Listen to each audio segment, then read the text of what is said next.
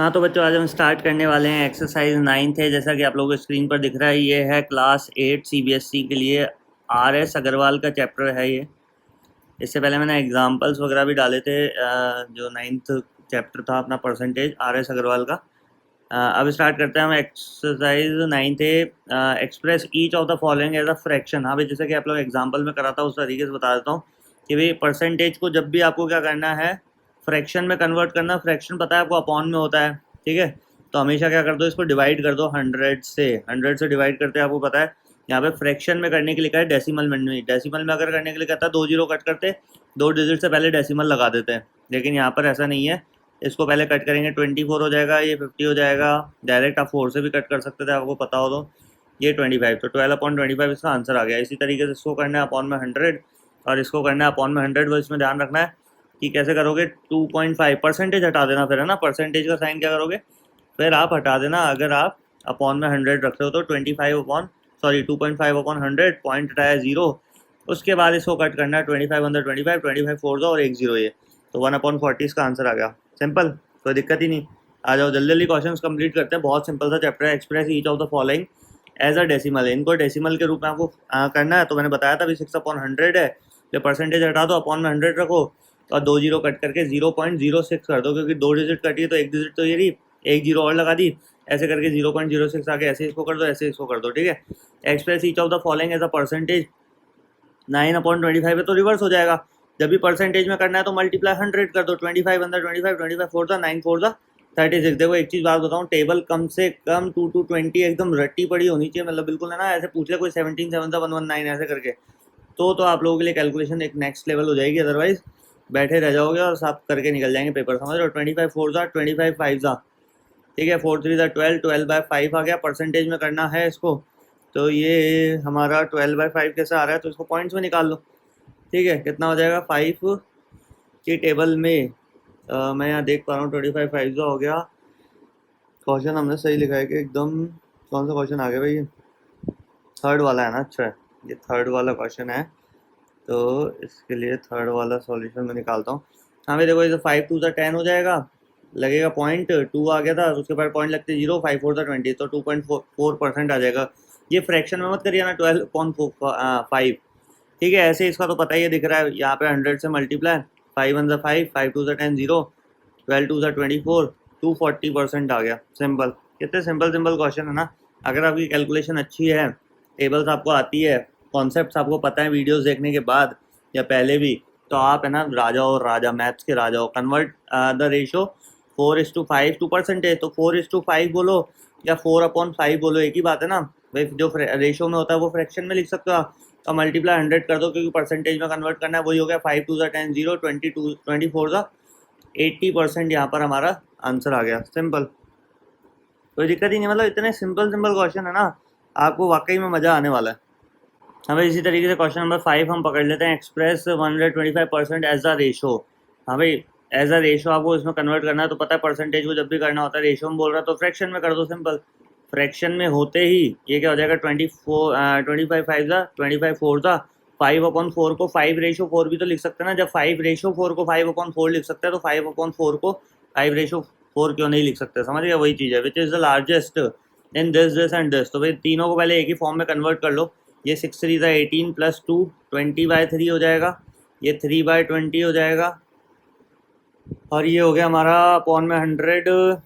Point हटा तो upon में 100 आ गया, और ये हो गया 14/100, ठीक है। पहले तो कट कर लो जो जो कट हो रहे हैं, जैसे ये कट हो जाएगा 2 7 14 250, ठीक है।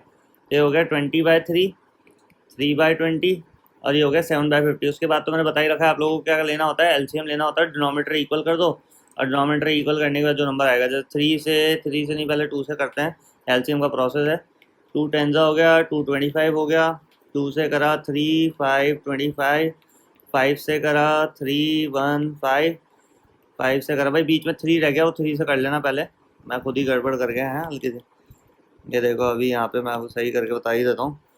पहले 3 से जाएगा ना, 3 1 ज़ा 3, 5 यूँ क्यों रहेगा, 25 यूँ क्यों रहेगा, तो उसके बाद 5 1 1 5, और 5 1 ज़ा 5, तो 5 5 ज़ा 25, 25 3 ज़ा 75, 75 2 ज़ा 150, 150 2 ज़ा 300, तो आपको देखो इसको 300 बनाना है तो 100 से मल्टीप्लाई, इसको 300 बनाना है तो आपको 20 को 15 से करना होगा, है ना, 15 से, और इसको 6 से करना होगा, तो ऊपर भी 15 से होगा, ऊपर भी 100 से होगा, और यहाँ ऊपर भी कितना होगा, 6 से होगा। तो आपको पता चल जाएगा कितना हो गया ऊपर, ये हो गया 2000 अपॉन 300, ये हो गया 15 3 था 45 अपॉन 300, और ये हो गया 7 6 42 अपॉन 300। अब आप दिमाग लगा लो कौन सा छोटा कौन सा बड़ा है, ये सबसे छोटा है, ये उससे बड़ा है, ये उससे बड़ा, क्योंकि जिसके डिनोमिनेटर सेम हो जाते हैं उसके न्यूमरेटर जो छोटा होता है वो छोटा, जो उससे बड़ा है वो उससे बड़ा, और जो सबसे बड़ा है वो तो सबसे बड़ा ही होगा ना, फिर समझ रहे हो। तो which is the largest in, तो आपको तो बताना है ये लार्जेस्ट है हमारा कौन सा वाला, पहला 6 2/3 is the largest one in this question. तो इस तरीके से हम आ जाते हैं भैया, यहाँ पर हमने सॉल्यूशन देख लिया है, और इसमें विच इज़ द लार्जेस्ट मतलब उसी तरीके से कर रखा है, 0.15 आ गया भैया। 6 2/3 को इसने परसेंटेज, अच्छा ऐसा कर दिया इसने, हाँ कोई दिक्कत नहीं, आप उस तरीके से भी कर सकते हो और आप इस तरीके से भी कर सकते हो। तो इसने आखिरी में 0.15 जो आया था हमारा किससे, ये इसी का सही आ रहा है हमारा आंसर बिल्कुल। आप अगर देखोगे तो आपको चीज़ समझ में आ जाएगी। हम स्टार्ट करते हैं क्वेश्चन नंबर 7 यहाँ पर।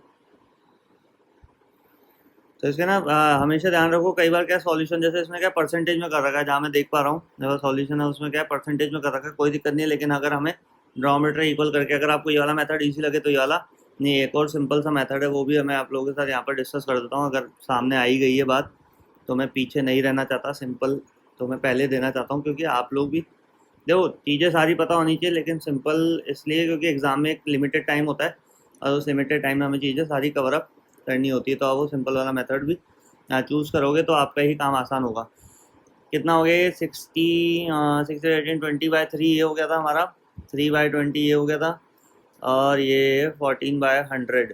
तो देखो इसको सॉल्व कैसे करेंगे, 3 से इसको करा,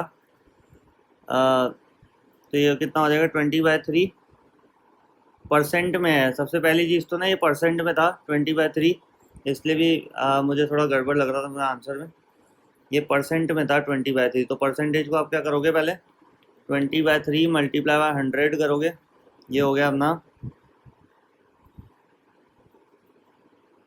हाँ भाई इसमें एक चीज़ ध्यान रखनी है, मल्टीप्लाई 100 नहीं होगा, परसेंटेज को जब भी हम चेंज करते हैं तो हम डिवाइड करते हैं किससे, 100 से हम डिवाइड करते हैं, तो 100 यहाँ आ गया और अपॉन में कुछ नहीं बन, ये जब ऊपर जाके रेसिप्रोकल होगा तो क्या आ जाएगा 20/3 20/3 मल्टीप्लाई बाय 1/100। हाँ भाई ठीक है, क्या बोला मैंने, 100/1 ऊपर जाके हो गया 1/100, और ये हो गया हमारी यहाँ पे 0 0 कैंसिल, 2 अंदर 2 2 5 10 कितना आ गया 1/15 आ गया, 1/15 ये हो गया। अगर हम इसको चेंज करें 1/15 को तो क्या आएगा, 15 की टेबल में 1 तो आता नहीं, देखो टिपिकल तो थोड़ा सा ये भी हो जाएगा, अगर जिसको पता नहीं, जैसे डिनोमीटर जो है ना वो हमेशा बाहर होता है, तो अंदर क्या होगा 1, अब 15 की टेबल में 1 आता नहीं तो पॉइंट लगेगा, एक जीरो लग गई, अभी 15 की टेबल में 10 नहीं आ रहा तो एक जीरो और लगेगा, फिर एक जीरो, 15 6 90 आएगा, उसके बाद भी 10 बचेगा, तो वापस वही चलता रहेगा, इसलिए जीरो क्या ले लेंगे हम, इसको क्या लिख देंगे 0.06। तब ये जिसको आता होगा उसके लिए तो आसान है। तो इसलिए मैं कह रहा हूँ कि चीज़ें आसान कुछ भी नहीं है, अगर आपको नहीं आता है तो, और चीज़ें आसान है जब आप गलती नहीं करते हो और आपको चीज़ें समझ में आती है, और आप याद कितना रख पाते हो, ये भी सबसे इम्पोर्टेंट है। तो मैं इसकी जगह लिख लेता हूँ यहाँ पर 20/3% की जगह हम लिख सकते हैं किसके बराबर है, 0.06 के, मैंने अभी सॉल्व करके बताया। और ऐसे ही यहाँ पे 20/3 करना है आपको, 20 बाहर रहेगा 3 अंदर, और ये हो जाएगा पॉइंट लग के एक जीरो, 21 20 लेस किया 1, अब तो एक बार लगी क्या पॉइंट है ना, तो एक जीरो लगा दी यहाँ पर। क्यों लगाई है जीरो, क्योंकि एक बार डेसिमल लगने के बाद एक जीरो तो लग सकती है, लेकिन अभी भी 20 की टेबल में 10 तो आता नहीं है, तो यहाँ एक और जीरो लगाएंगे हम, क्या लगाएंगे यहाँ पर, एक और हम यहाँ पर जीरो लगा सकते हो। देखो 3/20 क्या आ रहा है यहाँ पर, 3/20 में हमने क्या करा भाई, हमारे पास क्या था 3/20 था, 20 को करा तो पॉइंट लगा, फिर यहाँ जीरो लग गया, और 20 की टेबल में हमें देखो एक बार डेसिमल लगने के बाद तो आप कितने जीरो लगा सकते हो, इस चीज़ को ध्यान रखना। क्या बोला मैंने, एक बार डेसिमल लग गया ना, अब ये डेसिमल लगने से ये वाला जीरो आ गया, 21 का कितना हो गया 20 लेस किया कितना बचा 10, अब 10 बचने के बाद आपको पता है एक डेसिमल तो लग ही गया, अब जीरो तो खुद ही बढ़ते जाएंगे, तो 25 का कितना हो जाएगा यहाँ पर 100 हो जाएगा, और यहाँ तो खत्म ही हो गया, तो 0 पॉइंट क्या आ गया 0.15। तो अगर आपको डेसिमल्स निकालने आते हैं तो आप उस तरीके से भी कर सकते हो। तो 0.15 आपका क्या आ जाएगा यहाँ पर, आप इसको 0.15 यहाँ लिख सकते हो। इसको हम 0.15, और इसका तो पता ही है, 2 जीरो कट हुई, 2 डिजिट से पहले पॉइंट, 0.14। तो आपको दिख ही रहा है अब 0.15 is greater than 0.14 is greater than 0.06। तो इस तरीके से भी आप लिख के आ सकते हो। ये मैंने तरीका बता दिया। What percent of this is this, तो हमेशा ध्यान रखो, इसका मतलब होता है इक्वल्स टू 96, ऑफ का मतलब होता है मल्टीप्लाई, और बोल रहा है व्हाट परसेंट, तो परसेंट को क्या मान लिया हमने, x परसेंट ऑफ का मतलब मल्टीप्लाई, ऑफ लिख दो इसको, या फिर ऑफ किसका, ऑफ 150 का ऑफ, और इज मतलब इक्वल्स टू 96। तो इक्वेशन आपकी तैयार हो गई क्या, x अपॉन 100, ऑफ का मतलब मल्टीप्लाई 150 इज इक्वल्स टू 96। ये हो गया x इक्वल्स टू 96, ये 100 डिवाइड में था, मल्टीप्लाई में गया, और ये मल्टीप्लाई में था ऊपर, ये 115 ये चल जाएगा, 0 0 कैंसिल, 5 3 15, 5 2 10, 3 3 9, 3 2 6, 32 2 कितना हो गया हमारा 64। यहाँ पर क्या आ गया 64% में आंसर हमारा आ गया। और हम देखेंगे इसका एकदम सही आंसर आ रहा है या नहीं आ रहा है। हाँ भाई, आंसर एकदम सही आ रहा है हमारा। इसी तरीके से इसको करना है व्हाट परसेंट, तो let the percentage be x, है ना, x percent of 5 kg is मतलब इक्वल्स टू 200 ग्राम। मतलब कितने सिंपल इक्वेशन है ना, x अपॉन 100, कंफ्यूज होने का टेंशन ही नहीं है। x ऑफ का मतलब मल्टीप्लाई 5 kg अगर आप चाहो तो इसको उसमें कर सकते हो 1000 में, बाकी आपकी इच्छा है। 1000 में कर लोगे तो फायदे में रहेगा, क्योंकि ये भी ग्राम और ये भी ग्राम, तो कंपैरिजन इक्वली हो जाएगा। तो 5 kg में 1 kg में 1000 होता है, तो 5 kg में 5000 gram is equals to 200 gram. ठीक है, ये कंपैरिजन इक्वली होता है ना। x equals to 200 multiply by 100 upon 5000। 2 zero से 2 जीरो कैंसिल, 1 जीरो से 1 जीरो कैंसिल, कितना आ गया 5 4 20। x इक्वल्स टू आ गया हमारा 4%। एकदम सही आंसर आ रहा है जैसा कि मैं देख पा रहा हूँ यहाँ पर। ठीक है, तो इस तरीके से आप लोगों को क्वेश्चन यहाँ पर करने हैं सॉल्व। थर्ड में इसमें भी x परसेंट ऑफ 2 लीटर मतलब 2000 millilitre is equals to 250 ml। कर लोगे ये भी, इसको तो कर लेना आप लोग। मैं नेक्स्ट बताता हूँ, find this percent of this. इसमें भी वही करना है, 4 1/2% ऑफ मतलब मल्टीप्लाई, और 3600 दे रखा है, इक्वल्स टू में आंसर आ जाएगा आपका। ठीक है, सिंपल। कितना हो गया 4 2 8 1, 9/2 कितना आ गया 9/2% मल्टीप्लाई 3600। अब आपको पता होना चाहिए परसेंटेज को चेंज करने के लिए, अभी बताया था ऊपर, अपॉन में 100 और उसके अपॉन में कुछ नहीं है तो 1, और ये 3600 तो यहाँ चल ही रहा है। तो क्या हो जाएगा 9/2 मल्टीप्लाई 1/100 मल्टीप्लाई 3600। ये क्या हो गया 100/1 ऊपर जाके क्या हो गया, रेसिप्रोकल हो गया, 2 0 2 0 कैंसिल, 2 से करा 18, और 89 का 162 होता है। कोई दिक्कत नहीं, बताओ, सिंपल। ये क्वेश्चन नंबर मैंने कर दिया है यहाँ पर आप लोगों के लिए सॉल्व 8।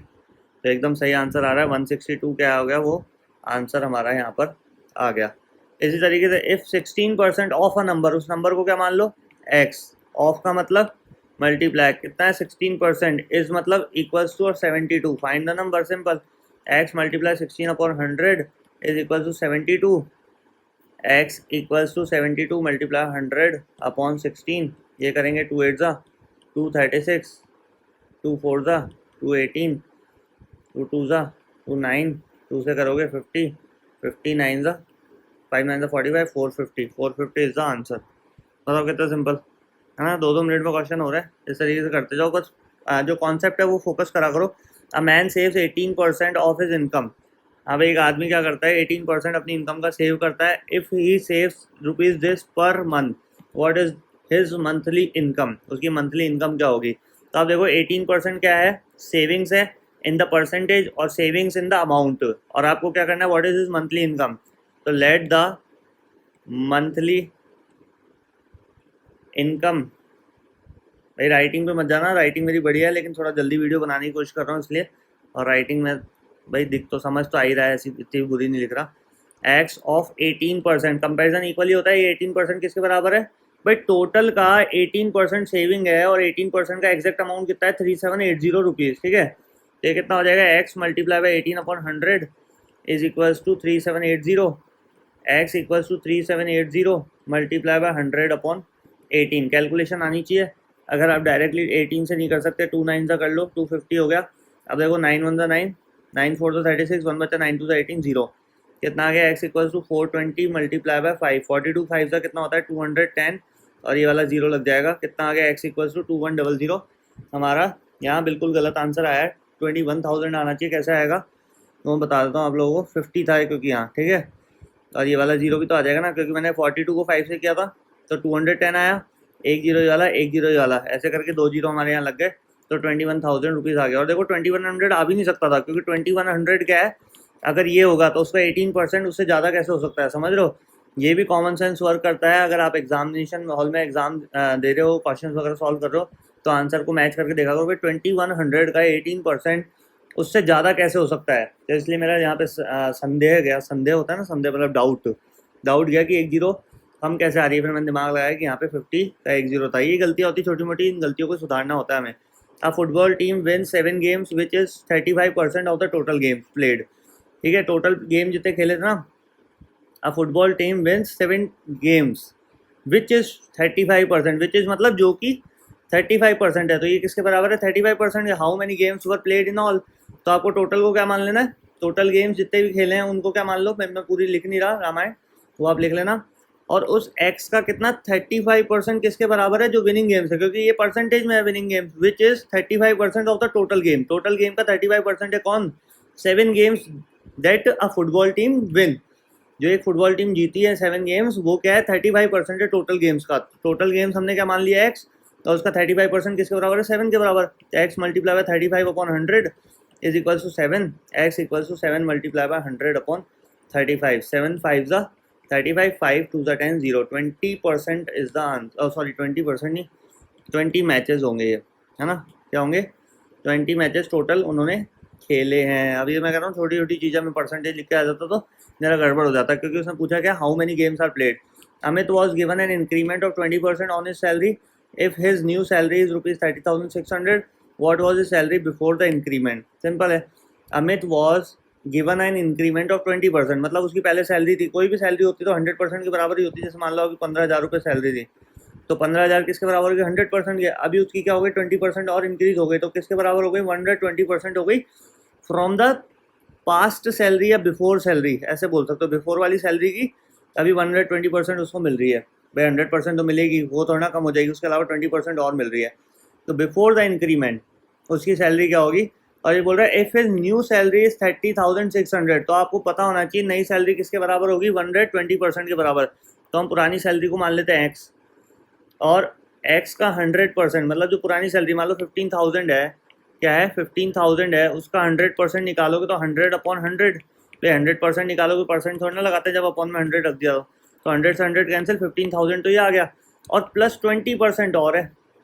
तो हम क्या मान लेंगे, वो जो सैलरी है जितनी भी उसकी सैलरी है पुरानी वाली, उसका 100 प्लस 20% किसके बराबर है, ये जो नई सैलरी दे रखी है। If his new salary is ₹30,600, 30,600 जो सैलरी है आफ्टर इंक्रीमेंट है, न्यू सैलरी बोल दिया मतलब आफ्टर इंक्रीमेंट होगा, और आफ्टर इंक्रीमेंट कितनी हो जाती है 100 plus 20, 120%। X multiply by 120 upon 100 is equal to 30,600, और x equal to 30,600 multiply by 100 upon 120। 0 0 cancel हो गया, 2 6 12, 2 5 10, 6 से करेंगे 6 5 30, 6 1 6 0 0। कितना आ गया, एक्स इक्वल टू 5100 मल्टीप्लाई 5, 5 1 5, 5 25, और 0 0, 25,500 उसकी क्या है पुरानी वाली सैलरी। और देखो मैं करके सॉल्व भी करके बताता हूँ आप लोगों को, ये 30,600 आ जाएगा।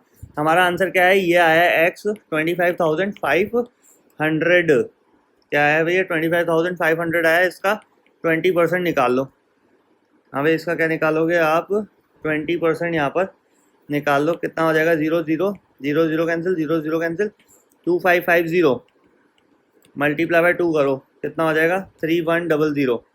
कितना हो गया भैया 3100। अब देखो ये तो 100% के बराबर थी सैलरी, बताया था मैंने। ये एक्स तो क्या है 100% बराबर है, और 20% इंक्रीमेंट कितना है 3100, और इन दोनों को प्लस करके देख लो। सॉरी 3100 नहीं, हाँ 25 दूनी 50, मैंने 3100 कैसे लिख दिया यहाँ पर, 2500 दूनी 5000, 5100 आएगा, 5100 होगा। ठीक है भाई, इन दोनों को मल्टीप्लाई करके देख लेना, हो जाती गलती।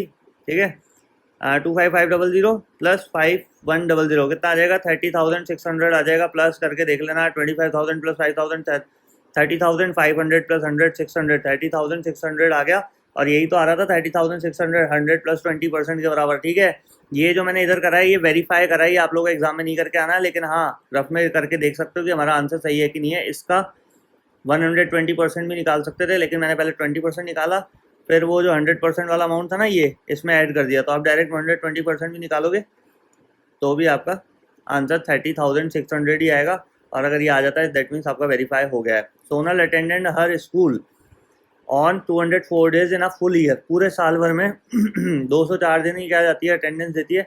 If he her attendance is 85%, तो आपको पता है 204 डेज वो अटेंड कर रही है स्कूल और 85% उसका परसेंटेज में। Find the number of days on which the school was open, तो आपको क्या करना है, let the school was open in days, जो भी है ना एक्स मान लेना उसको, समझ लो।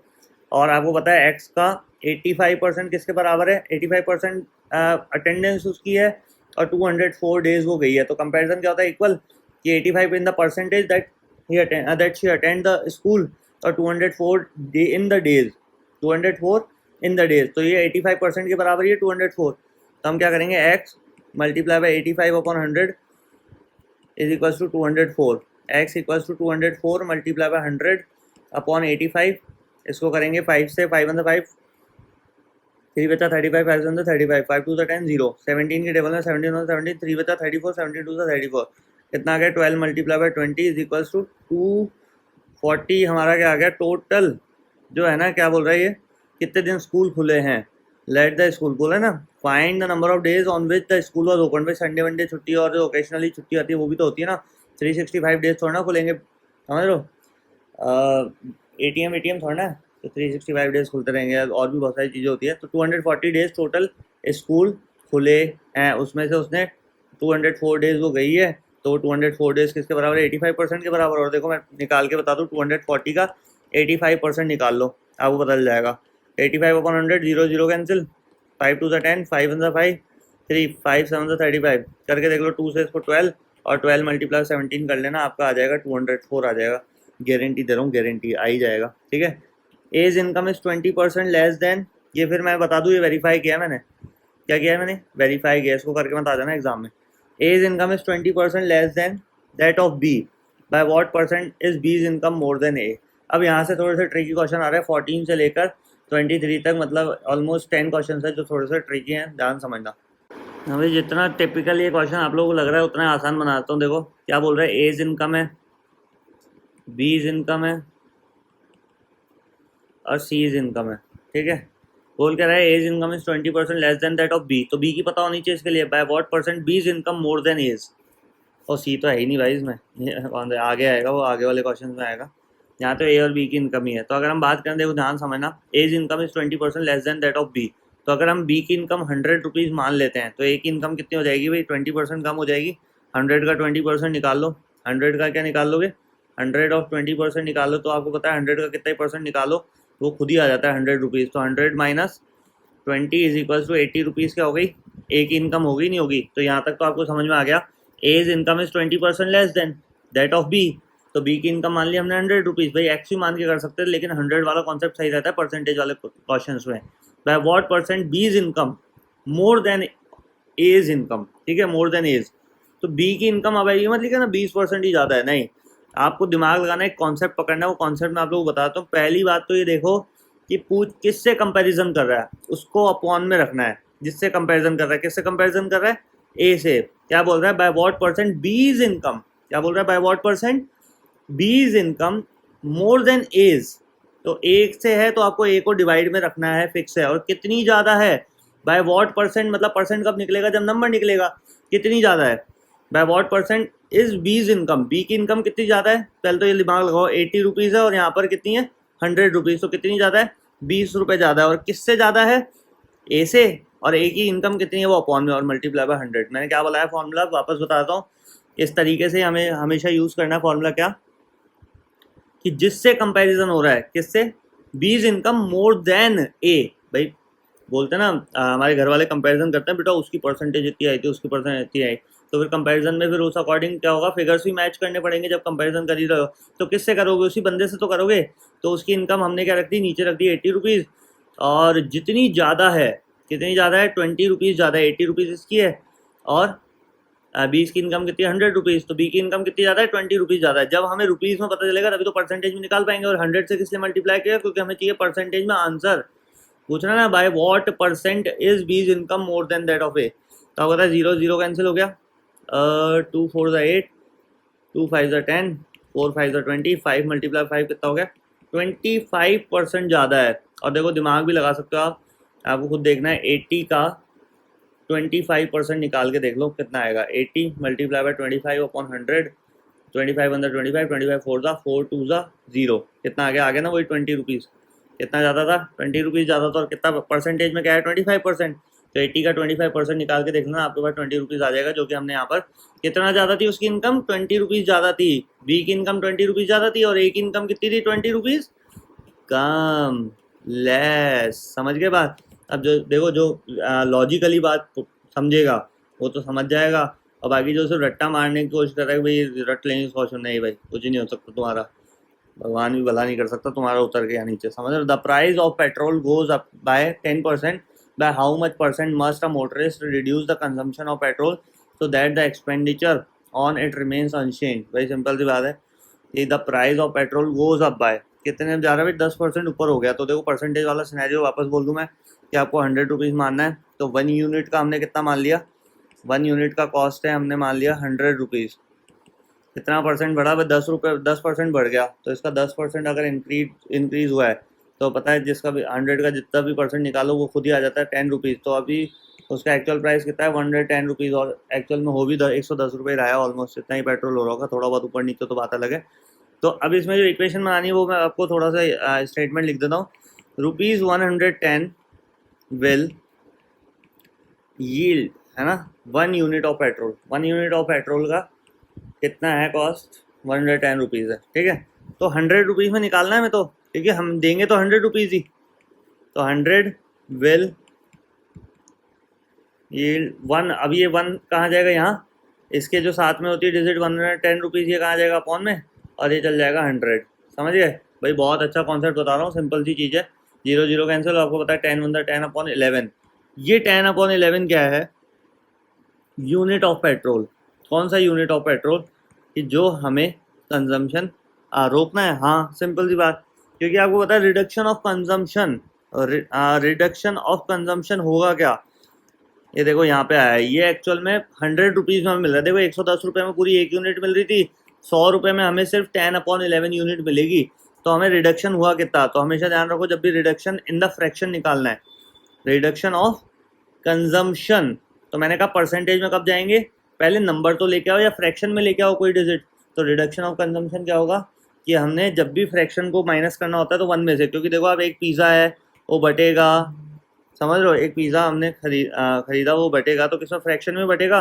और कोई एक चीज़ है तभी तो बट रही है, तभी तो उसको बांट रहे हैं, कोई एक चीज़ है तभी तो 1 में से इसमें माइनस कर दिया 10 अपॉन 11, तो बचेगा कितना भाई, ये 10 अपॉन 11 कितने रुपए में मिल रहा था हमें, 100 रुपये में। और 100 रुपये से ज़्यादा हम नहीं देंगे, क्योंकि क्वेश्चन में बोला क्या है उसने, कि a motorist reduce the consumption of petrol so that the expenditure on it remains unchanged। मतलब एक्सपेंडिचर है ना वो 100 रुपये ही रहे, लेकिन पेट्रोल तो कम आएगा ना। अब वो कितना कम करे कंजम्पशन, तो रिडक्शन ऑफ कंजम्पशन हमारा यहाँ पे कितना आ जाएगा इन द फ्रैक्शन फॉर्म। 11 को 1 से डिवाइड किया 11, 11 1 11, 11 माइनस 10, क्योंकि 11 से 11 को डिवाइड करें 1, 1 10 10, 1 upon 11 is the actual reduction of consumption in the fraction form. क्या है ये, फ्रैक्शन फॉर्म में है। अब इसको फ्रैक्शन फॉर्म को परसेंटेज में करने के लिए आपको पता ही है, बता ही चुके हैं, ऊपर 100 से मल्टीप्लाई करो। समझ गए बात, कहानी कोई दिक्कत ही नहीं, समझ पा रहे हो। तो यहाँ पे हो गया 100 1 100 अपॉन 11, 11 9 99, बचा 1 अपॉन 11%। तो 9 1 upon 11% are the reduction of, क्या बोल रहा है, how much percent must a motorist reduce, percent में पूछा था, इसलिए हमने इसमें आखिरी में फ्रैक्शन को किस में कर दिया, परसेंटेज में कन्वर्ट कर दिया। मानता हूँ, आशा है आप लोगों से कि भाई आपको चीज़ें समझ में आ रही हो, अगर ध्यान समझोगे तो। The population of a town increases by 8% annually if the present population is 54,000। ठीक है, the population of a town increases 8% annually, हर साल 8% पॉपुलेशन बढ़ती है। ये अप्रॉक्सीमेट ही होगा, एग्जैक्ट नहीं हो सकता, लेकिन हमें क्वेश्चन में एग्जैक्ट लेके चलना है। The present population is 54,000, what was the year होगा, तो एक साल पहले की क्या निकालोगे भाई, एक्स, भाई पहले कितनी रही होगी 100%, फिर हर साल कितनी बढ़ जाती है +8%, तो अभी कितनी हो गई 108%। और ये बोल रहा है कि if the present population is this, तो पिछले साल वाली क्या मान लेंगे, ईयर अगो वाली पॉपुलेशन कितनी मान लेंगे हम, एक्स, जो कि कोई भी अमाउंट 100% के बराबर होता है, +8% हो गया, तो कितना हो गया 108% के बराबर हो गया। कितनी है पॉपुलेशन आफ्टर 8% इंक्रीमेंट, 54,000, क्योंकि ये प्रेजेंट पॉपुलेशन है। और ईयर अगो मतलब एक साल पहले कितनी रही होगी 100%, 100 में 8% जोड़ा तो कितना आ गया 54,000। और ये पूछ भी तो ये रहा है what was the year ago percent population, तो X multiply 108/100 is equals to 54,000, X equals to 54,000 multiply by 100/108। 2 से करा 54, 2 से करा 50, 2 से करा 27, 2 से करा 25। अब कर लो इसको 27 मतलब 27, 27 2 44, 54, 0 0 0, कितना आ गया 2000 मल्टीप्लाई 25, 25 2 50, 0 0 0, 50,000 उनकी पहले पॉपुलेशन रही होगी। और देखो मैं इसको वेरीफाई भी करके बता दूँ, 50,000 का 108% निकाल लो, 0 0 0 0 0 0, 500 मल्टीप्लाई बाय क्या करना है हमें यहाँ 108, 108 को 5 से करोगे कितना आ जाएगा 540, ठीक है। और 2 जीरो तो है, ओ भाई सब ये क्या हो गया, ये गोलमाल हो गया गोलमाल, अरे बहुत नीचे आ गया तो SPCP निकल गई, तो आ जाओ आ जाओ आ जाओ आ गया। हमें देखो 2 जीरो वाली लग जाएगी, कितना आ गया 54,000 हो गया। करके देख लेना 500 मल्टीप्लाई 108 करके देख लेना, आपका 54,000 आ जाएगा, जो कि कितना था 108% के बराबर था। तो आपका वेरिफिकेशन भी मैंने यहाँ करके बता दिया। हमें इसी तरीके से क्वेश्चन नंबर 17 स्टार्ट करेंगे। The value of a machine, हाँ भाई the value of machine depreciates every year by 20%।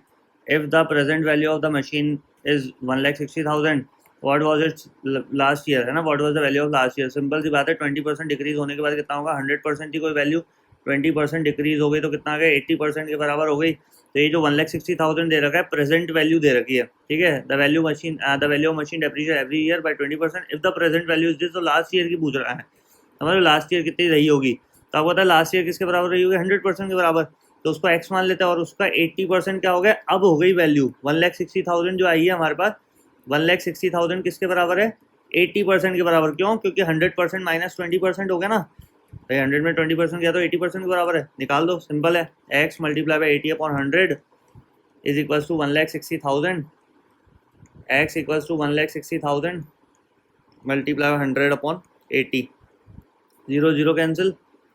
उसके बाद 8 2 16 हो ही गया, 1 2 3 4, और एक्स इक्वल्स टू कितना हो गया 1 2 3 4 5, 2 लाख रुपीज़ आ गया। हाँ सॉरी पॉपुलेशन है, रुपीज़ कहाँ से आएगा, ठीक है। तो 2 लाख क्या हो गई हमारी यहाँ पर वैल्यू ऑफ मशीन हो गई। और value of machine last year 2 lakh थी, 2 लाख का 20% निकाल लेना और उसमें लेस कर देना। 2 लाख का 20% आपको पता है 40,000 होता है, और 40,000 लेस करोगे तो वापस 1,60,000 आ जाएगी ना, जो प्रेजेंट वैल्यू है मशीन की after deduction of after depreciates of 20%। N alloy contains 40% of copper, 32% निकल and the rest is zinc. Find the mass of zinc in 1 kilogram of the alloy. 1 kilogram alloy में आपको क्या करना है, उसका mass find करना है। तो देखो क्वेश्चन थोड़ा सा ट्रिक है, थोड़ा सा हल्का सा ध्यान रखना क्या है। अलॉय कंटेंस 40% कॉपर, 32% निकल, तो आप दिमाग लगाओ 40% अगर कॉपर है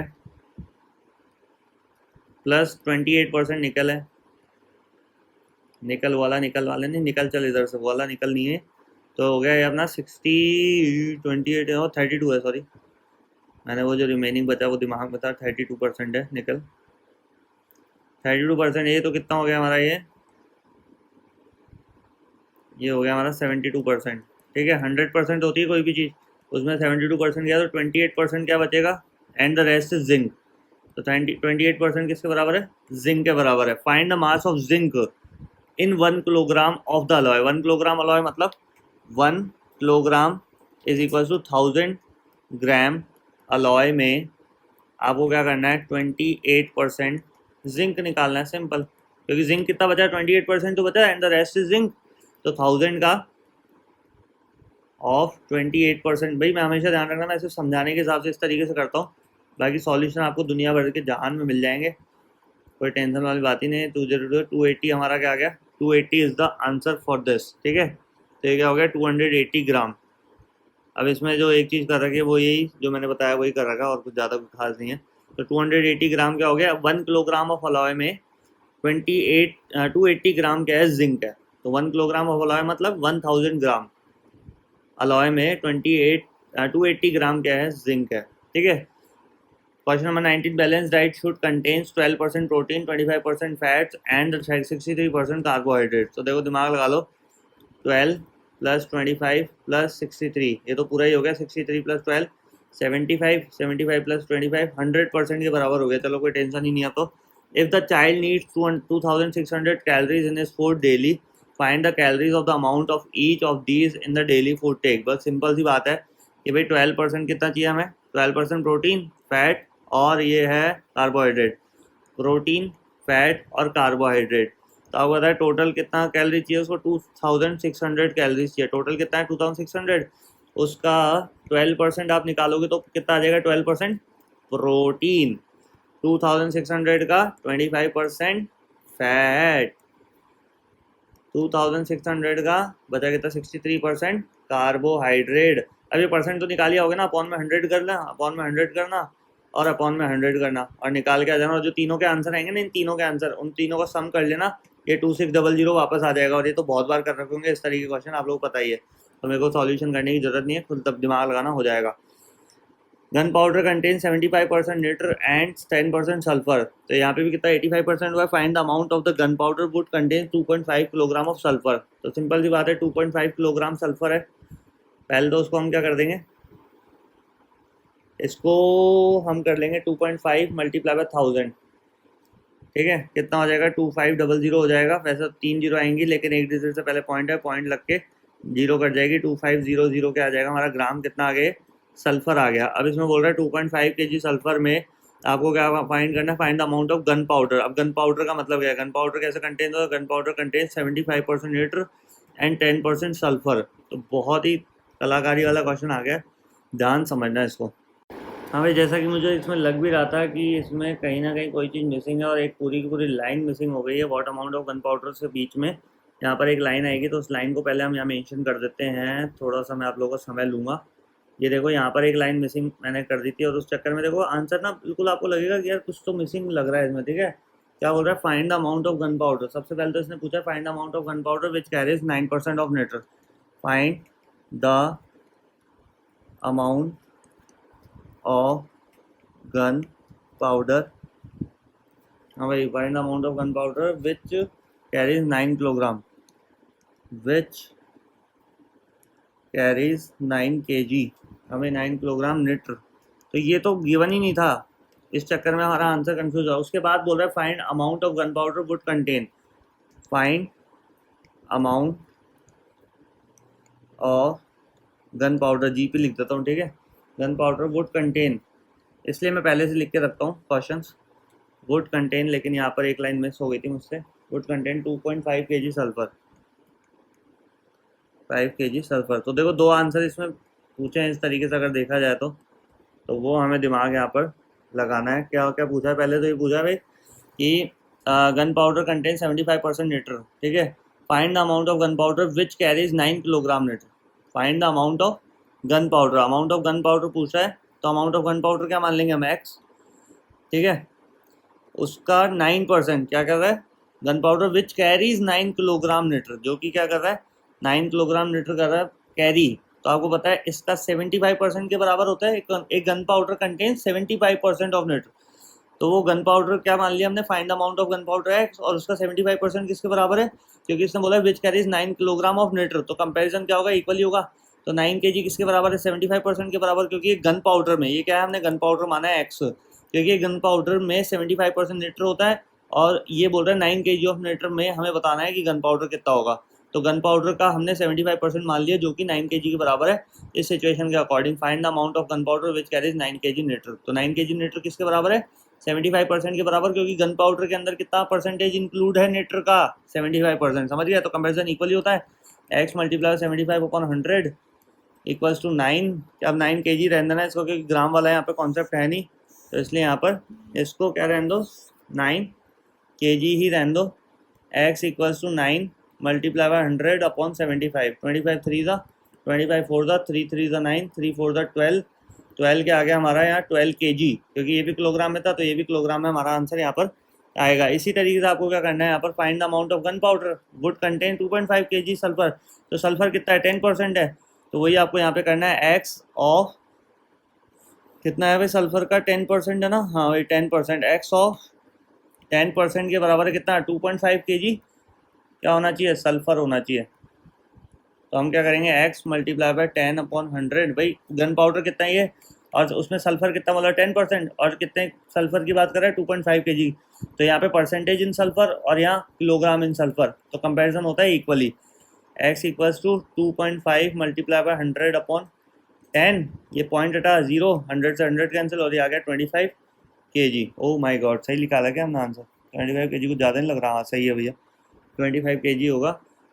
और क्योंकि ऊपर ना यहाँ पर 9 kg था, 75% था, 12 kg, अच्छा ठीक है, ये जो 25 का 10% 2.5 ही तो होता है, ठीक है, इस तरीके से दिमाग लगा सकते हो। भैया एक्स कितना निकला आपका, यहाँ पे गन पाउडर कितना है 25 kg में 2.5 kg सल्फर है 10% के बराबर, ऐसे समझ सकते हो, ठीक है। ये हो गया हमारा क्वेश्चन नंबर 20 भी सॉल्व। अब ये बोल रहा है divide 7000 among A B C, आगे तीनों वाले आगे सीन, that A gets 50% of what B gets and B gets 50% of what C gets. भाई टोटल अमाउंट कितना है, 7000 रुपीज़ है टोटल अमाउंट, जो कि बटना है किसमें, ए बी और सी तीनों में, ए बी सी तीनों में। और क्या बोल रहा है, A gets 50% of what B gets and B gets 50% of what C gets. तो अगर हमें पता चल जाए कि सी को कितना मिल रहा है, हाँ भाई सी को कितना मिल रहा है, अगर हमें पता चल रहा है, मान लो सी को मिल रहा है 100 रुपये, ठीक है, क्या मिल रहा है सी को, लेकिन यहाँ पे भी रुपीज़ दे रखा है, तो एक बार 100 रुपये से करके देखते तो आसान होगा। अगर सी को मिल रहा है 100 रुपये, तो इसको कितना मिलेगा, 100 का 50% कितना होगा, 50 रुपये, और इसको कितना मिलेगा, 50 का 50% निकालो 25 रुपये, समझ पा रहे हो। लेकिन देखो ये भी रुपीज़ रुपीज़ रुपीज़ और ये भी रुपीज़, और आपको पता है इन तीनों का सम कभी भी किसके बराबर नहीं आएगा, इसके बराबर नहीं आएगा, इसलिए हम यहाँ पे लेंगे एक्स। क्या लेंगे यहाँ पर हम, एक्स। तो आपको पता है क्या, ए गेट्स, ए को कितना मिल रहा है, ए को मिल रहा है इसका 50% और बी को मिल रहा है इसका 50%। तो अगर सी का हमें पता चल जाए, सी को मान लेते हैं एक्स, तो इसका 50% कितना होगा, एक्स ऑफ 50% करके देख लो, एक्स मल्टीप्लाई 50, भाई आधा ही हो जाएगा ना, 50 upon 100, 0 0 cancel, 5 1 5 5 2 10, x 1 x upon 2 कितना आ जाएगा, एक्स अपॉन 2, और एक्स अपॉन 2 का 50% किसको मिल रहा है, एक्स अपॉन 2 का 50% किसको मिल रहा है, ए को, मतलब बी का 50% किसको मिल रहा है, ए को। A gets 50% off B, B gets 50% off C. तो एक्स अपॉन 2 का 50 अपॉन 100 निकाल लेंगे, 0 0 cancel, 5 1 5 5 2 10, x 1 x, 2 2 4, x upon 4। अब इन तीनों का सम किसके बराबर है, क्योंकि एक्स इसको मिल रहा है, एक्स अपॉन 2 इसको मिल रहा है, एक्स अपॉन 4 इसको मिल रहा है, किसके बराबर है, 7000, क्योंकि टोटल तो 7000 रुपीज़ ही डिस्ट्रीब्यूट होना है ना। तो x upon 2 plus x upon 4 is equal to 7000 rupees.